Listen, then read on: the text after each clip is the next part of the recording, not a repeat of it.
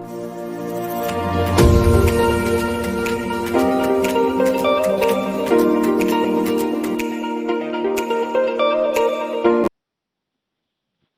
three cows. Once, 3 cows lived in a green and fresh pasture near a forest. A white cow, a black cow, and a reddish-brown cow. The cows were kind to each other. They used to graze in the meadow together and sleep near each other. One day, a reddish-brown lion happened to take a stroll out of the forest onto the meadow. It was hungry and looking for a prey. On catching sight of the cows, it became glad, but couldn't attack them because they were together. So, the lion sat behind a boulder and patiently waited till the cows would separate from each other. However, the cows were too clever to separate from each other. They knew that if they were together, no predator could attack them. The lion lay in ambush nearby for 2 or 3 days. But the cows continued to remain together, and wouldn't separate from each other. The lion became impatient. It thought of a plan. It went towards the cows, greeted them and said, "How are you, my friends? Are you fine? I have been busy lately, so could not come and visit you. Today I made up my mind to pay you a visit." The reddish-brown cow said, "Sir, your coming has really pleased us and brightened our pasture." Both the white and the black cows were troubled by what their friend, the reddish-brown cow, said, and were grieved at its thoughtlessness. They said to each other, "Why does the reddish-brown cow believe what the lion says? Doesn't it know that lions seek other animals only to prey on them?" As the days passed by, the reddish-brown cow became more and more attached to the lion. The black cow and the white cow advised it against a friendship with the lion, but their efforts were in vain. One day, the lion said to the reddish-brown cow, "You know that the color of our bodies is dark and that the color of the body of the white cow is light. You also know that light color is the opposite of the dark color. It will be very good if I eat the white cow, so that there will be no difference among us any longer and we will be able to live together well." The reddish-brown cow accepted the lion's argument and started talking to the black cow to keep it busy, so that the lion could eat the white cow. The white cow was left alone and was killed, while the black and the reddish-brown cows were busy in idle talk. 2 or 3 days passed since the lion devoured the white cow. It became hungry again. It called the reddish-brown cow. The cow answered, "Yes, sir." The lion said, "The color of my body and the color of your body are both reddish-brown, and black does not go with our color. It will be very good if I eat the black cow, so that in this forest we all will be of the same color." The reddish-brown cow accepted this argument and moved away from the black cow. The lion attacked and devoured the black cow soon. And as for the reddish-brown cow, it was so filled with joy that it didn't know what to do. It roamed and grazed and said to itself, "It is only me who has the color of the lion." A few days passed later, the lion was hungry again. It roared and said, "Oh, the reddish-brown cow. Where are you?" The reddish-brown cow, shaking with fear, went forward and said, "Yes, sir." The lion said, "Today it is your turn.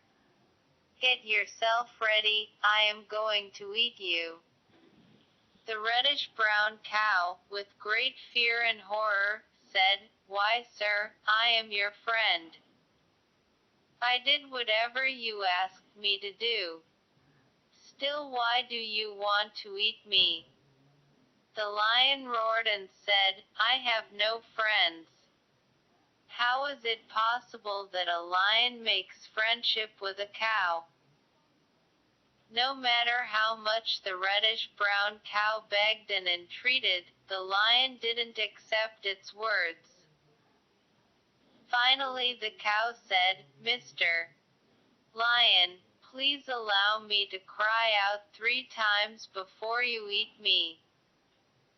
The lion said, "Okay. Quickly, quickly." The reddish-brown cow cried out, "I was eaten the very day the white cow was eaten. I was eaten the very day the black cow was eaten. I was eaten the very day I made friends with the lion." The lion devoured the reddish-brown cow very quickly. Then it said to itself, "I have finished my job in this forest. Now I had better go to other forests. Any group without unity will easily be destroyed."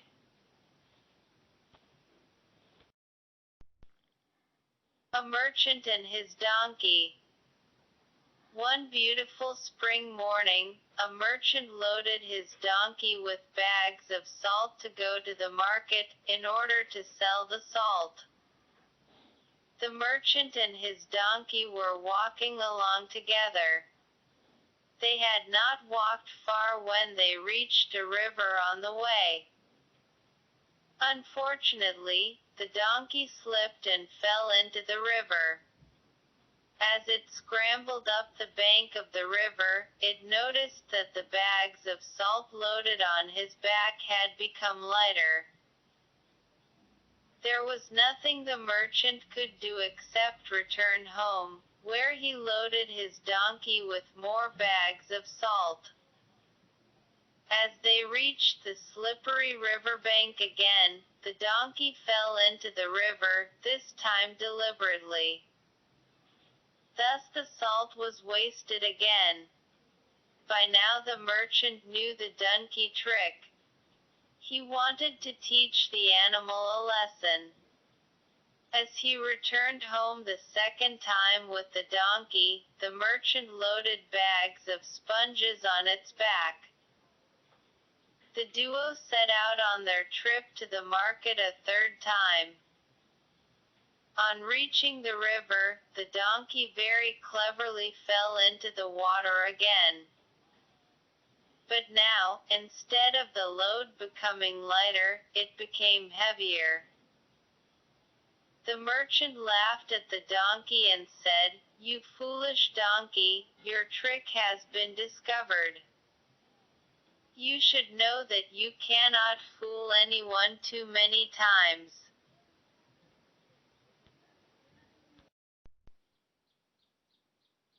A friend in need is a friend indeed. Once upon a time there lived a lion in a forest.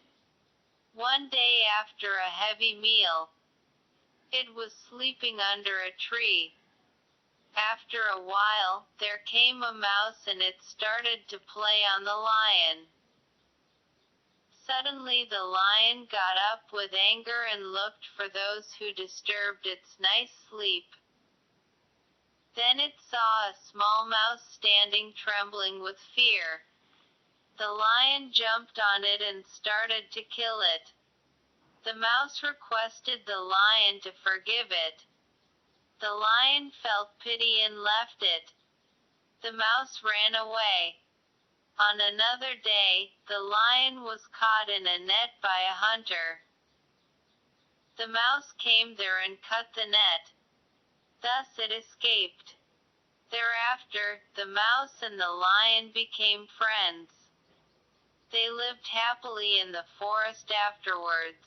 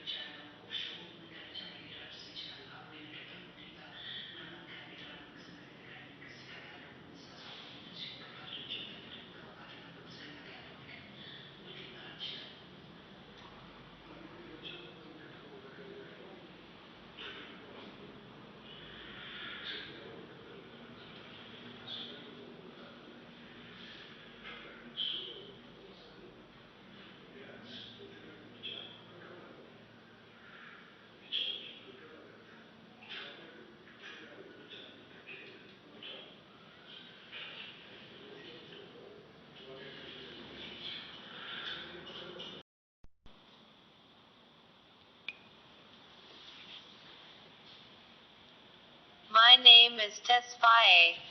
I am 42 years old. I am a professional athlete.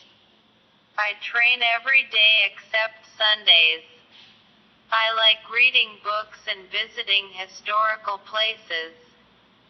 I have been to 3 of the wonders of the world. Egyptian pyramid is the most fascinating of all. My wife's name is Alem. We have 2 children. They are Nathan and Sammy. My wife is a fashion designer. Questions. What is Tesfaye's hobby? Answer _blank. 2. What does Tesfaye do for living? Answer blank.